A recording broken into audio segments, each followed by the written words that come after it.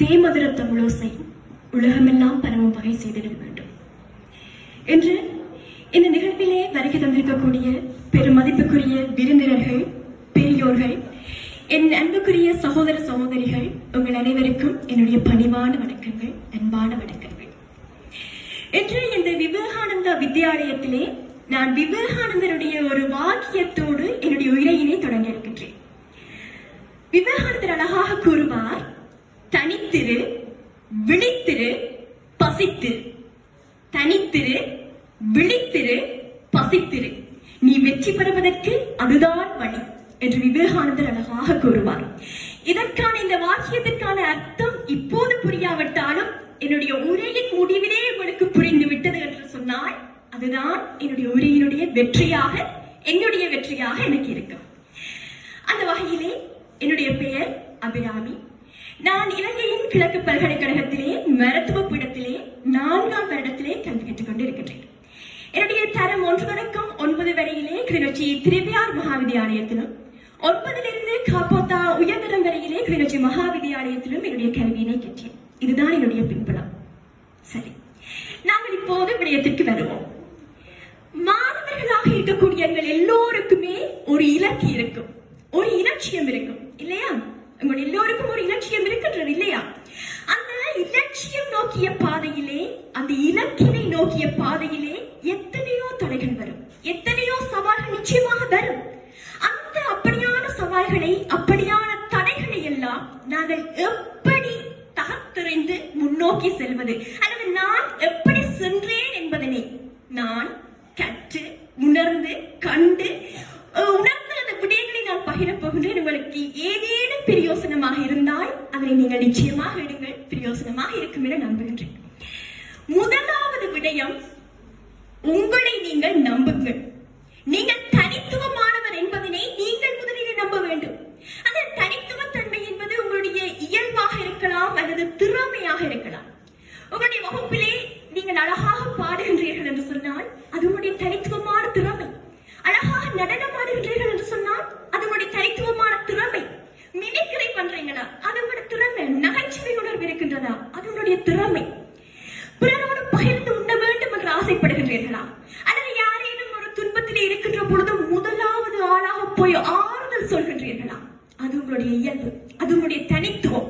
ஆக இந்த மேடையிலே, இந்த அரங்கிலே இருக்கக்கூடிய நாங்கள் ஒவ்வொருவருமே தனித்துவமானவர்கள். அதனை நாங்கள் முதலிலே நம்ப வேண்டும். அது முதலாவது விடயம். இரண்டாவது விடயம், யாரோடும் எந்த சந்தர்ப்பத்திலும் எவரோடும் உங்களை நீங்கள் ஒப்பிட்டுக் கொள்ளாதீர்கள். ஏனென்றால் நீங்கள் ஒவ்வொருவரும் தனித்துவமானவர்கள். எங்கள் கைகளிலே இருக்கக்கூடிய விரல்களை பாருங்கள், 5 விதமாக இருக்கும். ஒரே மாதிரி இருந்து விட்டால் அது பிரயோசனம் இல்லை இல்லையா? மல்லிகை இரவில் தான் மலர வேண்டும், தாமரை காலையில் தான் மலர வேண்டும். அதற்காக மல்லிகை தாமரையோடோ அல்லது தாமரை மல்லிகையோட ஒப்பிட்டு பார்த்தால் என்ன ஆகும்? அது அவருடைய தனித்துவம். எந்த சந்தர்ப்பத்திலும் யாருடனும் உங்களை ஒப்பிட்டுக் கொள்ளாதீர்கள். மாணவர்களாக இருக்கக்கூடிய நாங்கள் எல்லோருமே மொட்டுக்களை போன்றவர்கள். எங்களுக்கான நேரம் வருகின்ற பொழுது நாங்கள் நிச்சயமாக மலர்வோம். ஆனால் அந்த நேரத்திற்காக நாங்கள் காத்திருக்க கூடாது. அந்த நேரத்தினை நாங்கள் உருவாக்கிக் கொள்ள வேண்டும். அதுதான் இன்றைய இந்த தலைமைத்துவ சேரவருவனுடைய வெற்றியாக இருக்கும். அது இரண்டாவது விடயம். மூன்றாவது, உழைப்பு. சில பிள்ளைகள் இருக்கிற 365 நாளும் படிப்பினம், எந்த நேரம் போனாலுமே பார்த்தாலுமே படிச்சு கொண்டே இருப்பினர். ஆனா அவர்கள் பரீட்சையிலே சாதிப்பார்களா அல்லது மதிப்பெண்களை பெற்றுக் கொள்வார்களா என்று சொன்னால் சற்று குறைவாக இருக்கும். அது ஒரு வகை. இன்னொரு ரகம் இருக்கின்றது, படிக்கவே படிக்காது. உலகத்தில் இருக்கிற எல்லா விஷயத்தையும் செய்யும். சமூகத்தில் என்ன நடந்தாலும் போகும். திருவிழாவா, என்ன கல்யாண விடா, சாமத்திய விடா, காது குத்தம், எல்லாத்துக்கும் அது போகும். ஆனா பரீட்சை வரைக்குள்ள முதல் நாள் இருந்து படிக்கும். அது முதலாம் பிள்ளையா வந்துடும். என்ன வித்தியாசம்? இந்த 2 ரகத்துக்கும் இருக்கக்கூடிய வித்தியாசம் என்ன? முதலாவது பிள்ளை செய்த வேலை ஹார்ட் ஒர்க், கடின உழைப்பு என்று சொல்வார்கள். இரண்டாவதாக நான் கூறிய பிள்ளைகள் செய்கின்ற வேலை என்ன? ஸ்மார்ட். நிச்சயமாக ஹார்ட் ஒர்க்கும் தேவை, ஸ்மார்ட் ஒர்க்கும் தேவை. ஆனா இன்று வேகமாக நாங்கள் ஓடிக்கொண்டிருக்கக்கூடிய இந்த உலகத்திலே, உலகமயமான சூழ்நிலையிலே எந்த பிள்ளைக்கு ஸ்மார்ட் ஒர்க் செய்ய தெரிஞ்சிருக்கிறதோ, முடிவுகளை பொருத்தமான நேரத்தில் எடுக்கக்கூடிய தன்மை எந்த பிள்ளைக்கு இருக்கிறதோ, எனக்கு என்ன தேவை என்கிற துணிதல் எந்த பிள்ளைக்கு இருக்கின்றதோ அந்த பிள்ளை முன்னோக்கி சென்று கொண்டிருக்கும். என்ன நான் அழகாக தெளிவாக கூறுவது என்று சொன்னால், கற்பனை செய்யுங்கள், உங்களுக்கு முன்னால் ஒரு உயரமான சுவர் இருக்கின்றது. உயரமான சுவர். அந்த சுவருக்கு அந்த பக்கத்திலே புதையல் கொட்டி கிடக்கின்றது. பொன், வைரம், மாணிக்கம் எல்லாம் உங்களுக்கு என்ன வேணுமோ, உங்களுக்கு என்ன பிடிக்குமோ எல்லாமே நிறைஞ்ச ஒரு புதையல் இருக்கு. புதையல். இந்த நான் சொன்ன முதலாவது ஹார்ட் ஒர்க் செய்யற பிள்ளை என்ன செய்யும்? அந்த சுவரை உடைச்சா தான் நான் புதையல் எடுக்கணும். அந்த முதலாவது பிள்ளை என்ன செய்யும்? கடப்பாறை எடுக்கும், மண்வெட்டி எடுக்கும், கோடாரி எடுக்கும், என்னென்ன இருக்குமோ அதெல்லாம் வச்சு அந்த சுவரை உடைச்சு அதுக்கு பிறகு அந்த புதையலை நோக்கி நான் பெற்றுக்கொள்வேன் என்று அந்த பிள்ளை ஆசைப்படும். ஆனா அந்த பிள்ளை பெற்றுக்கொள்ளும். ஆனால் நான் சொன்ன அந்த ஸ்மார்ட் ஒர்க் செய்யற பிள்ளை என்ன செய்யும்? ஒன்று செய்யாது. ரெண்டு ஏணி வாங்கும். சுவருக்கு இந்த பக்கம் ஒரு ஏணி, அந்த பக்கம் ஒரு ஏணி. ஏறும், இறங்கும், புதையல் எடுக்கும், திருப்பி ஏறும், திருப்பி இறங்கும், வந்துடும். அதுக்கு எப்பப்ப வேண்டுமோ அப்பப்ப எல்லாம் அந்த ஏணியை பயன்படுத்த புதையல் எடுத்துக்கொண்டே இருக்கும். ஆக இந்த வேகமான உலகத்திலே என்னுடைய சிந்தனை, எண்ணம், முடிவெடுக்கக்கூடிய அந்த புத்தி சாதுரியம் சரியாக இருந்தால் எங்களுக்கான புதையலை நாங்கள் சீக்கிரமாக பெற்றுக்கொள்ள முடியும். இது மூன்றாவது விடை. நான்காவது விடயம், எங்களுடைய வெற்றி எங்களிலும் தங்கி இருக்கின்றது, நம்மை சூழ இருப்பவர்களிலும் தங்கி இருக்கின்றது. உங்களுடைய நண்பர்களை சரியாக தேர்ந்தெடுத்துக் கொள்ளுங்கள். சினிமால வேற ஹீரோ வருவார், ஹீரோக்கு பின்னால் ஒரு 10 பேருடைய நண்பர்கள் வருவார்கள். ஒவ்வொருவர்களுடைய கைகளிலுமே சிகரெட் இருக்கும், மதுபான போதல் இருக்கும். அது அல்ல நட்பு, அது சினிமா தனம். ஆனால் எங்களுடைய நிஜ வாழ்க்கையிலே, என்னுடைய ரியல் லைஃபிலே ஒரு நண்பன் இருந்தாலும் உண்மையான நண்பனாக இருக்க வேண்டும். உங்களுடைய முன்னேற்றத்தை, உங்களுடைய வெற்றியினை தன்னுடைய வெற்றியாக கொண்டாடக்கூடிய ஒரு நண்பன், ஒற்றை நண்பன் வாய்த்து விட்டாலே என்னுடைய வாழ்க்கை புரண்டு போகும். உங்கள் எல்லாருக்குமே தெரிஞ்ச ஒரு உதாரணம் தான். ஒரு கூடையிலே 4 ஆப்பிள்கள் இருக்கின்றன. ஒரு ஆப்பிள் படுதான என்ன செய்யும்? அதுல இருக்கிற பாக்டீரியா, அதுல இருக்கிற கிருமி, பக்கத்து ஆப்பிள், பக்கத்து ஆப்பிள், பக்கத்து ஆப்பிள் சொல்லி 4 ஆப்பிளுமே கெட்டு போயிடும். உங்களுடைய ஒரு நண்பன் தவறான பாதைக்கு சென்றால் விரும்பியோ விரும்பாமலோ, தெரிந்தோ தெரியாமலோ அவருடைய இயல்புகளை பற்றிக் கொள்ளும். அதுவே ஒரு நல்ல நண்பன், ஒரு சமூக அக்கறையோடு செயற்படக்கூடிய நண்பன், ஒரு சமூக பொறுப்போடு செயற்படக்கூடிய ஒரு நண்பன், ஒற்றை நண்பன் உங்களுக்கு வாய்த்தால் உங்களை அறியாமலே அவனை மாதிரியே நீங்க சிந்திக்க தொடங்கி விடுவீர்கள்.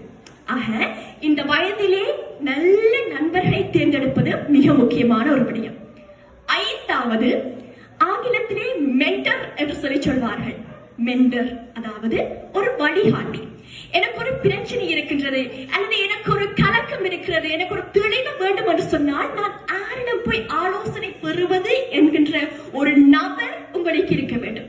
அது உங்களுடைய அம்மா அப்பாவாக இருக்கலாம், அண்ணா தங்கச்சியாக இருக்கலாம், அதிபராக இருக்கலாம், ஆசிரியராக இருக்கலாம், சர்ச்சில் இருக்கிற ஃபாதராக இருக்கலாம். ஆக உங்களுக்கு பொருத்தமான அந்த வழிகாட்டி யார், அந்த மென்டர் யார் என்பதனை இந்த வயதிலே நீங்கள் ஒவ்வொருவருமே தேர்ந்தெடுத்து வைத்திருக்க வேண்டும்.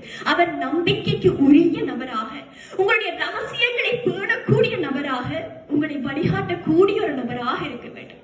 மென்டரை தேர்ந்தெடுத்த அடுத்து ஏற்கனவே அனைவருமே கூறிய ஒரு விடயம் தான் தன்னம்பிக்கை.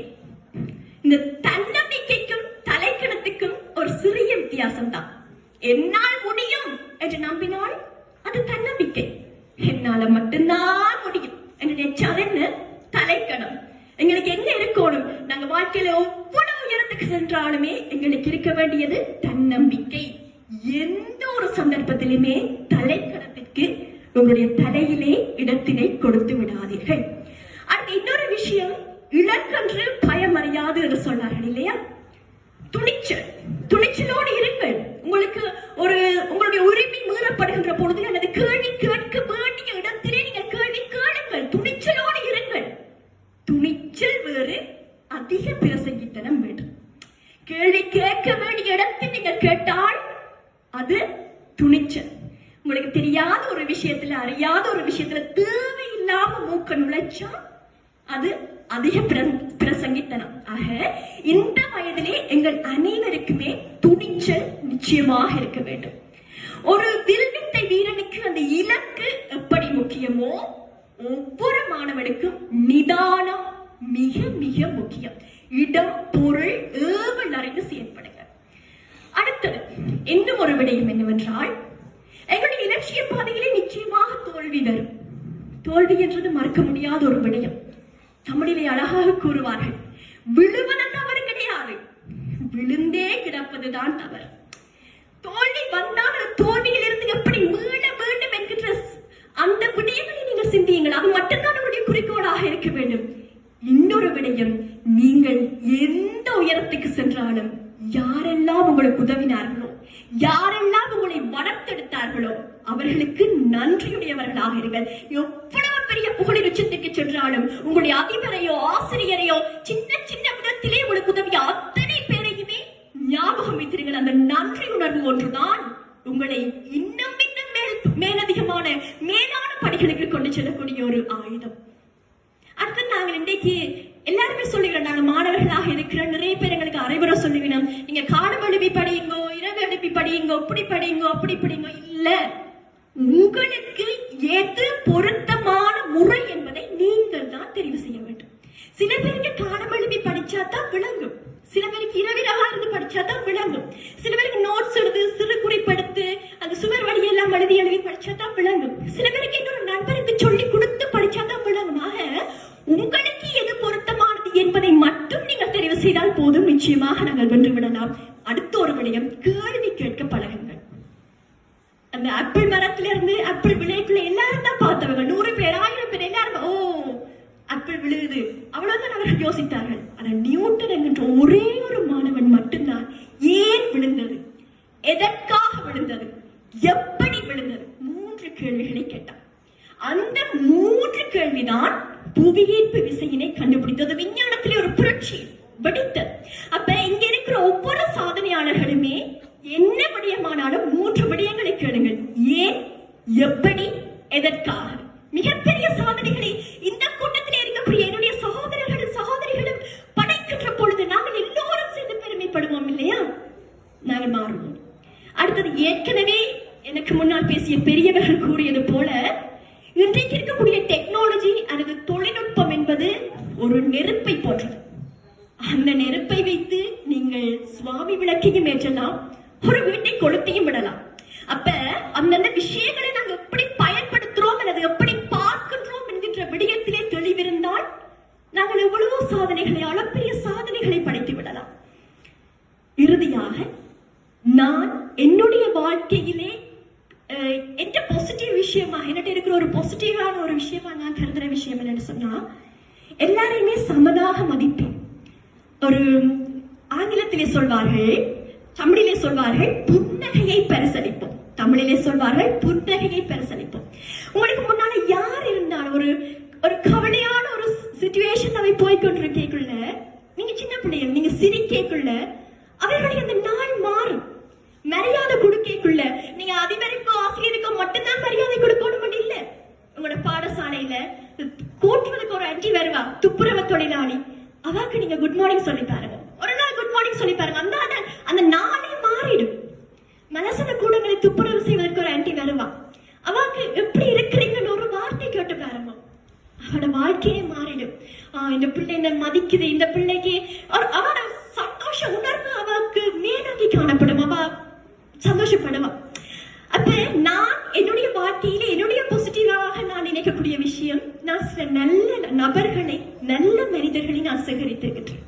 இன்னைக்கு நான் ஒரு நாள் ஹாஸ்பிட்டல் போகிறேன்னு சொன்னா, என் பஸ்மேட்ஸுக்கு நான் வரையிறது தெரியுதோ இல்லையோ, அங்க இருக்கக்கூடிய மைனஸ் ஸ்டாஃப்ஸுக்கு, அட்டெண்டன்ஸுக்கு, அல்லது வாசலில் நிற்கக்கூடிய செக்யூரிட்டி அங்கிளுக்கு, ஐயாவுக்கு, கேண்டீன் ஆண்டியாக்களுக்கு தெரியும் இந்த பிள்ளை இன்னைக்கு வரையிலன்னு சொல்லி. அதுதான் நான் என்னுடைய பாசிட்டிவாக நினைக்கக்கூடிய ஒரு விஷயம்.